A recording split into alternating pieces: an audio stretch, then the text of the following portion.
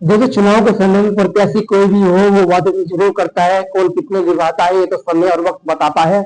लेकिन गांव के जब गणमान्य लोग किसी प्रत्याशी के पास बैठते हैं तो वो बहुत सोच समझकर और विश्वास पे बैठते हैं, क्योंकि चुनाव तो बहुत लड़ रहे हैं गांव छपार के अंदर। लेकिन गौरव एडवोकेट के यहाँ जो जिम्मेदार लोग बैठे हैं उनसे हम बात करते हैं कि किस तरह का इस गांव का समीकरण है, किस तरह के विकास कार्य यहाँ पर होने चाहिए थे और अब की बात कैसे चाहते हैं इस गांव का प्रधान बनाना। सबसे पहले अंकल जी से बात करते हैं। अंकल जी, क्या हाल है? ठीक हो? बढ़िया जी। नाम बताइए। ब्रजमोहन शर्मा जी। अच्छा अंकल जी, बताइए, काफी वर्षों से आप प्रधान बना के आ रहे हो, किसके कौन से प्रधान कार्यकाल आपको अच्छा लगा? मैं तो सब ठीक रहा वैसे तो, लेकिन गुप्ता जी हमारे बहुत अच्छे लड़के हैं, बहुत ही अच्छे कैंडिडेट। क्या खास बात है उनमें? अच्छे कितने अच्छे एक तो ईमानदार बहुत, और बहुत अच्छे जुझारू, बहुत ही सामाजिक कार्यकर्ता। अच्छा, कोई गरीब रात रात को परेशान होता हाँ है तो हाँ, उसके लिए कैसे? एकदम तैयार है सबके लिए। अच्छा, काम किस तरह चाहिए गाँव के लोगों को? कौन सा विकास देता है वो होना चाहिए तो नहीं हो पाया? देखो, जो प्रधान का कार्य है वो तो सब कर ही रहे, थोड़ा बहुत है जो जैसा भी हो, लेकिन वो बात नहीं है जो बात होनी चाहिए, जो होनी चाहिए। देखिए सारे सारे वो जो होने हम चाहिए। कार्य कर सकते हैं। अच्छा, हाँ, ठीक है। अंकल जी, नाम बताइए। सुमित वर्मा।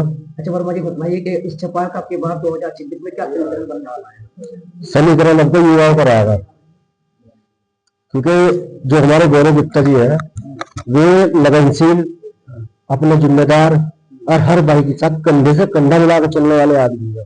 मजबूर आदमी के साथ मजबूरी में खड़े हैं, और किसी की हेल्प कोई किसी की चाह रही, वो शहर हो, मेरठ हो या कहीं भी हो, किसी की तबीयत खराब हो उसकी तबीयत देखने के लिए भी, पैसे देने के लिए भी हर तरीके से सक्षम हो। एक लोइन भी है, अगर गांव के लोगों को किसी मुकदमे में जरूरत पड़ती है तो कहाँ उनका प्रयास, कितना उनका जो है उसमें वो रहता है योगदान?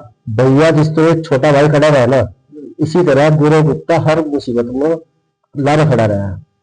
सबसे मेन बात यह है, वो आज शख्स ऐसा है, भीड़ बखत में मैंने को जब प्रधानमंत्री में पड़ी था उसको बगैर पद कितना काम था, जब पद आ जाएगा उसको फिर वो मान लो उसके पास कंधे से कंधा मिलाने के लिए पावर आ जाएगी, फिर वो गांव के लिए क्या विकास करेगा। वो जब पहले इतना काम कर रहा है तो क्या करेगा वो देखो। तो वर्मा जी, किस तरह का समीकरण नजर आ रहा है आपको? क्या गौरव भाई को कितने? भैया, मेरे कहने से तो देखो, गौरव भाई फिलहाल टॉप पे चल रहे हैं। देखो, समीकरण का कोई भरोसा नहीं होता, टाइम का कोई भरोसा नहीं होता, अपना भी झूठ बोल जाओगे। कैसा होना चाहिए भाई, प्रतिनिधि फिलहाल की तारीख में जितने कैंडिडेट खड़े हैं गौरव गुप्ता से ऊपर कोई दिख नहीं रहा। चलिए, बहुत अच्छी बात है। मेरा नाम रोहित शर्मा। शर्मा जी, बताइए कि जैसे कि चुनाव के समय में लोग वादे करते हैं, तो उन वादों पे कितना खरा उतरने से प्रतिनिधि कार्य क्या होता है? हम तो ये कह रहे हैं, जो गुप्ता जी ने यहाँ पे वादा करा उसे पूरा करके दिखाओ, फिर तो बहुत अच्छा रहेगा। क्या वाकई में कम की आवश्यकता है गाँव में? हाँ बिल्कुल आवश्यकता, सफाई की भी, पेड़ पौधों की भी, पर्यावरण ठीक रहेगा। तो अपना जैसा वादा करा काम करो। ठीक है जी। भैया, नाम बताइए। अदम शर्मा। अच्छा, जैसे आप युवा हैं तो युवाओं को किस तरह की जो है गाँव के प्रधान से आवश्यकता रहती है काम की? देखिए, अगर हम ग्राम पंचायत के स्तर से बात करें तो विभिन्न क्षेत्र होते हैं जिसमें ग्राम प्रधान के लिए हम आशा करते हैं कि वो पारदर्शिता से कार्य करेंगे। अगर मैं साधारण स्तर पर बात करूं, मान लीजिए अगर हम पंचायत जो हमारा सचिवालय होता है वहां पे जितनी भी योजनाएं हैं उनका एक ग्राम सभा नियमित रूप पे हो, ग्राम स्तर पे वो मासिक हो सकती है, साप्ताहिक हो सकती है। जितनी योजनाएं हैं उनका बजट अगर पारदर्शिता से सबके सामने रखा जाए तो से जो ग्राम प्रधान है उनकी छवि भी निष्पक्ष रहती है। इसके अलावा जैसे एडवोकेट जी ने हमसे कभी कहा कि वे पर्यावरण के लिए कार्य करेंगे, उसके अंतर्गत जैसे तालाब का एक बहुत बड़ा मुद्दा है, क्योंकि वर्तमान में अगर हम देखें तो जल की समस्या उतनी ही गंभीर है जितनी की रोजगार की है।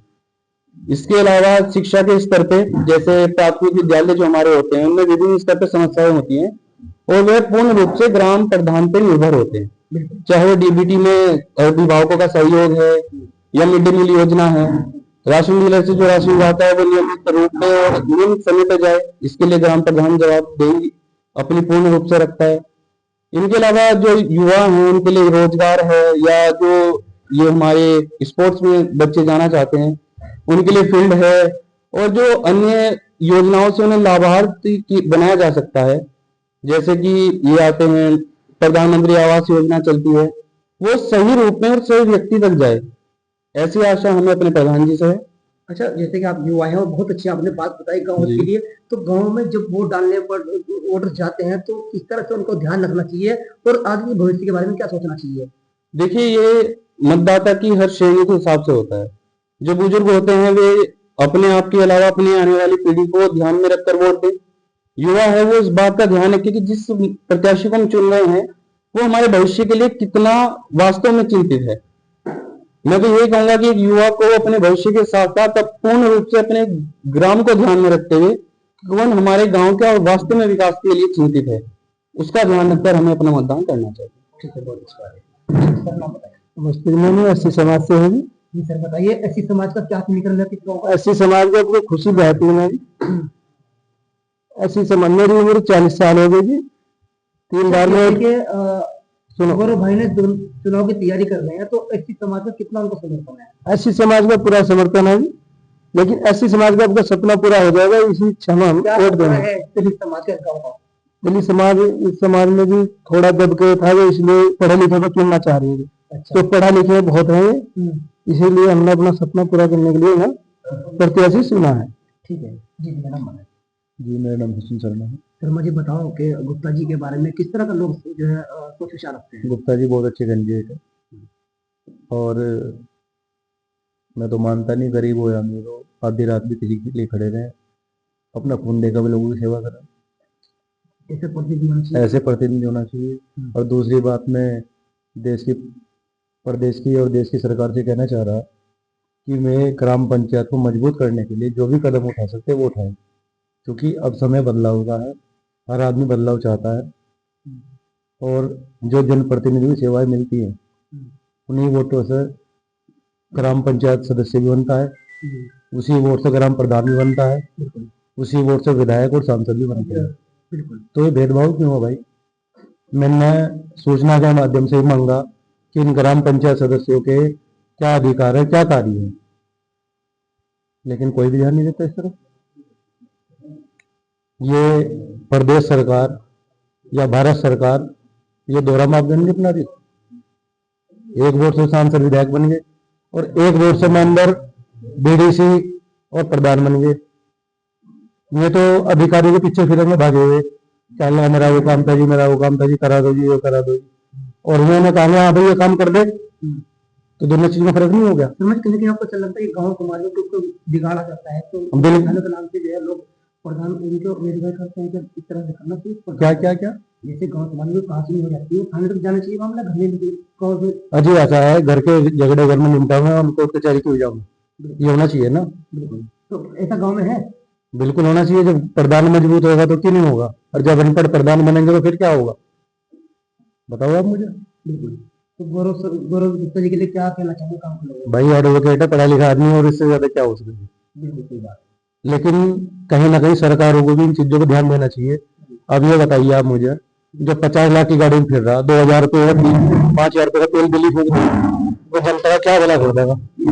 और ये ग्राम पंचायत सदस्य रोडवेज में भी अगर लिखा रहे तो प्रधान और सॉरी सांसद और विधायक सीट लिखी रहे, इन सदस्यों को अपने अधिकार देने चाहिए, क्योंकि वो तो अब उन सब चीज से सक्षम है। निधि भी इनके पास है, तनख्वाह भी इनके पास है, सब चीज है।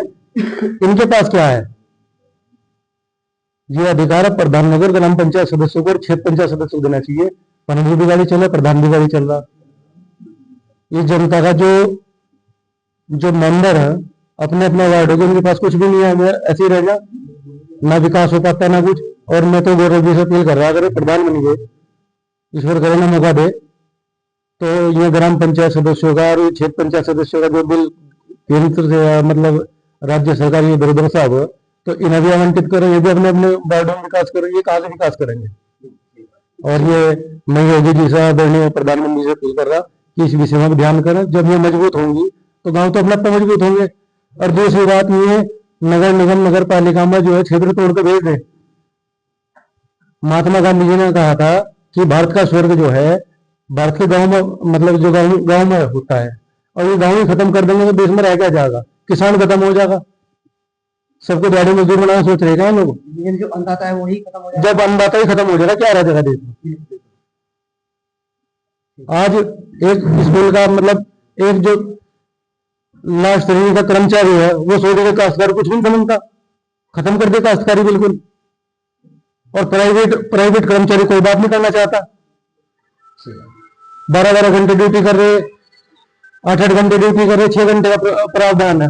जागरूकता गांव से होनी चाहिए, जागरूकता अपने घर से होनी चाहिए। अरे जागरूकता यहाँ से, अच्छा इन्होंने क्या करा, इंडस्ट्री ज्यादा एक जगह इकट्ठे करके दे दिए। अगर ये थोड़े थोड़े कुछ कुछ जिलों में करते तो सबको रोजगार मिलता, सब काम करते अपने अपने। अब यहाँ क्या उठा कर दे दिया, कूड़ा जलाएगी, क्या मतलब इस बात का भाई? ये जो जनता है कहाँ जाएगी? रोजगार भी नहीं है, खेल का कोई मैदान नहीं है, इतना बजट सरकार से आता है, नालियों को नाली साफ नहीं हो रही प्रधान में, करेंगे क्या है लोग? और क्या? बहुत अच्छी बात है, ठीक है। भैया नाम बताइए। मेरा नाम शिव गुप्ता है। अच्छा गुप्ता जी, बतलाओ तुम्हारा क्या सोच विचार है गांव को लेकर, उस गांव के समीकरण को लेकर के? सर सोच विचार तो ये है, अपने गौरव भैया हैं, ये बहुत ही अच्छे कैंडिडेट हैं। अगर ये प्रधान बन जाते हैं तो बहुत अच्छा विकास होगा गांव का। और सबसे बड़ी बात जो मैं एक समस्या और मानता हूँ, पहली समस्या, ये पक्षपात नहीं करेंगे, जातिवाद नहीं है। जातिवाद नहीं होगा बिल्कुल भी, कोई ऊंच नीच का पक्षपात नहीं होगा। सबसे बड़ा मैंने अपने गांव में देखा है कि पक्षपात की राजनीति चलती है। सबसे पहला मैं यही चाहता हूं कि कोई प्रधान हो या प्रधानमंत्री हो, पक्षपात ना करे, वो सबका साथ सबका विकास लेके चले, सबका साथ लेके चले। बिल्कुल, देखिए मैं बतला दूं, एक युवा की सोच और इनके जो विचार है, जो इनकी जो इशारा है, वो साफ साफ बता दूं। गांव का प्रधान एक प्रतिनिधि होता है, गांव का सेवक होता है। गांव एक परिवार की तरह होता है प्रतिनिधि के लिए। अगर भेदभाव करेगा तो कहीं ना कहीं वो गांव को पीछे पहुंचाने का काम करेगा। विकास की तो बहुत दूर की बात है, और वैसे ही कसर भी पुनी जाती है। तो कुछ ना कुछ को इनको शायद ऐसा लगा होगा, मुझे तो इस गांव का इस बारे में नहीं पता है, कि यहाँ पर कुछ ना कुछ तो ऐसी बात हुई होगी जो इन्होंने ये बात ओपन कैमरा कह दी है। और भी यहाँ पर बैठे हुए हैं। चाचा नाम बताइए, नाम क्या है? जी मेरा नाम रवि त्यागी है। अच्छा त्यागी जी, बतलाओ कि त्यागी जी का जो माहौल है वो किस तरह का है अब की बार गुप्ता जी की तरफ को? भाई गुप्ता जी तुम्हारे भाई जाकती हैं, हमने तो भाई ना पूरा सपोर्ट दिया।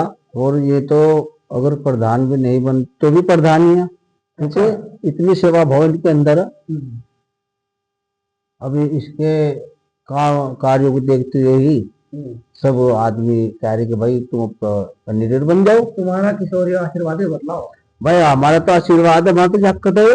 अच्छा, हमारा बैकग्राउंड क्या है? लोग बैकग्राउंड इसका यह है गौरव गुप्ता का, कि अगर इधर किसी की परेशानी सुन ली तो रात को भी उठ के चला होगा। ये ऐसी परिस्थिति होने की ऐसा प्रतिनिधि। अब इसकी भावनाओं को देखते ही सब ना सोचा कि भाई उठवा दो मुझको पर्चा। देखिए गौरव गुप्ता एक एडवोकेट है, वो एक पेशे से वकील है। क्यों उनको जरूरत पड़ी गांव में काम प्रधान बन के लोगों को अपना टाइम खराब करने की, लेकिन सेवा करने का कहीं ना कहीं उनको एक लोगों ने उसका कि लोगों ने उनको सपोर्ट किया, इसलिए उन्होंने चुनाव के लिए अपनी दावेदारी पेश की। और भी यहाँ पर भाई बैठे हुए हैं, उनसे बात कर लेते हैं। भैया नाम बताइए, नाम क्या है? सचिन शर्मा। शर्मा जी बताओ, गाँव में काम कैसा होगा? काम बढ़िया है जी, बाकी अब क्या सपोर्ट है अपने गौरव भाई को। अच्छा, हाँ जी, मान लो जब प्रधान नहीं थे जब भी अपना साथ खड़े रहे, और अब तो और भी अच्छी बात है जब प्रधान बन जाएंगे। कैसा लोगों से व्यवहार होता है? व्यवहार बहुत अच्छा है, व्यवहार तो बच्चे से भी पूछ लो, बड़े से पूछ लो, किससे पूछ लो, व्यवहार बहुत अच्छा है। बहुत अच्छी बात है जी। भाई नाम बताइए। मेरा नाम विशाल त्यागी है।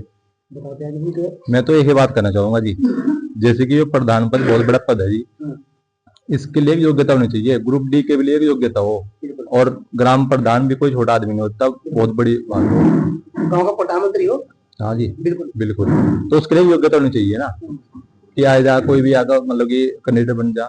तो हमारे वकील साहब पढ़े लिखे इंसान है। अच्छा आपने किया है कि कोई भी कैंडिडेट बन जाता है? हाँ जी बिल्कुल बन जाता है जी, अनपढ़ आदमी बन जा तो इससे तो गांव का नुकसान होता है ना? बिल्कुल नुकसान होता है।